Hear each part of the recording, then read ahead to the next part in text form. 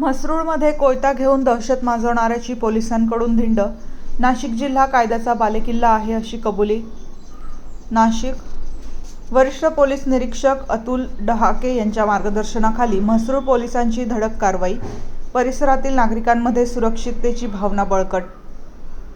म्हसरूळ परिसरात हातात कोयता घेऊन नागरिकांमध्ये दहशत निर्माण करणाऱ्या एका आरोपीविरुद्ध म्हसरूळ पोलिसांनी कठोर कारवाई करत त्याची परिसरातून धिंड काढली. वरिष्ठ पोलीस निरीक्षक अतुल डहाके यांच्या मार्गदर्शनाखाली ही कारवाई करण्यात आली.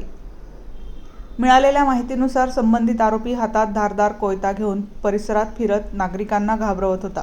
या प्रकारामुळे परिसरात भीतीचे वातावरण निर्माण झाले होते. घटनेची माहिती मिळताच म्हसरूळ पोलिसांनी तातडीने कारवाई करत आरोपीला ताब्यात घेतले.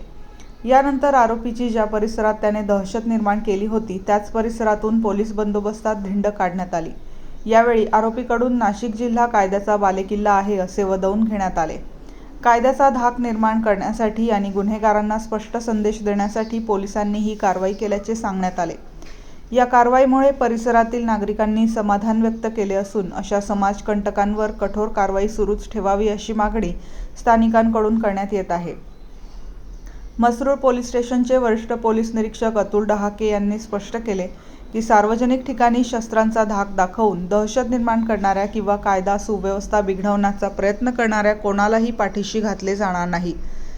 अशा प्रवृत्तींविरोधात कठोर आणि प्रभावी कारवाई पुढेही सुरूच राहणार असून नागरिकांनी कोणतीही संशयास्पद घटना तात्काळ पोलिसांना कळवावी असे आवाहन करण्यात आले आहे.